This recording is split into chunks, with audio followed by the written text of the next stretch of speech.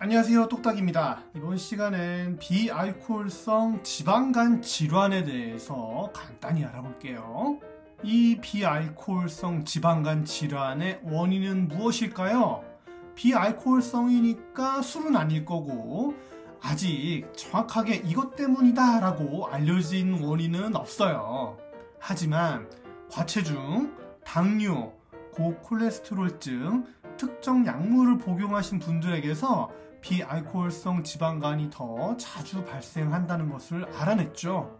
비알코올성 지방간 질환은요, 크게 두 가지로 나뉘는데요. 제목을 잘 보시면 한 글자가 차이가 나죠. 맞습니다. 염증이 있느냐 없느냐에 따라서 나뉘어요. 한쪽은 간에 지방만 쌓이고 염증이 없는 경우가 되겠고요. 또 다른 한쪽은 간에 지방이 쌓이는 것은 동일하지만 간에 염증이 있는 경우죠. 우리 몸에 이상은 어느 쪽이 더 많을까요? 물론 염증이 있는 쪽이겠죠. 오늘 주제도 이 비알코올성 지방간염이 되겠습니다.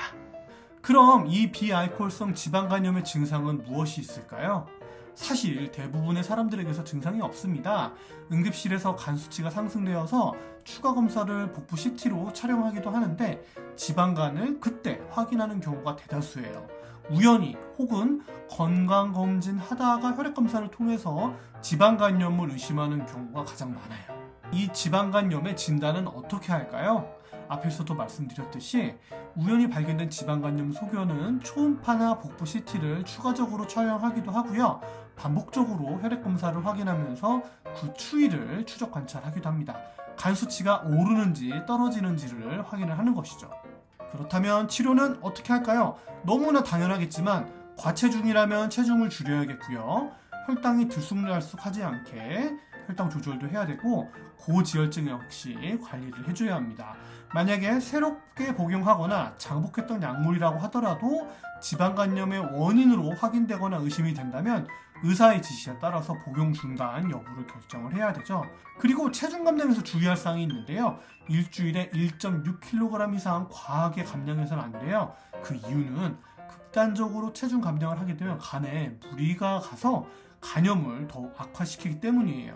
체중 감량 계획을 길게 보고 3에서 6개월간 현재 체중의 10% 정도 감량을 목표로 하는 것이 안전하겠습니다. 이러한 지방간염 치료를 통해 얻을 수 있는 이점이나 장점은 무엇이 있을까요? 체중을 줄이고 혈당과 고지혈증을 관리하면서 심장마비와 뇌졸중 확률을 낮출 수가 있어요. 아무래도 건강해지는 효과라고 할 수 있겠죠.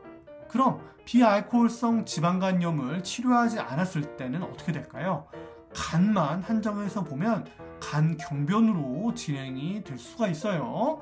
간이 섬유화돼서 그 기능을 잃는 상황까지 진행할 수 있는 것이죠. 그렇기 때문에 비알코올성 지방간염까지 진행되었거나 진단을 받은 분들이라면 식단 조절, 운동을 통한 체중 감량과 함께 혈당, 고지혈증 관리를 병행해서 합병증이 발생하지 않도록 관리를 해야겠습니다. 물론 정기적인 검진과 혈액검사를 통해서 간 수치를 확인하는 것도 중요하겠죠. 지금까지 비알코올성 지방간 질환 중 비알코올성 지방간염에 대해 간단히 알아봤습니다. 건강하세요. 똑딱이었습니다.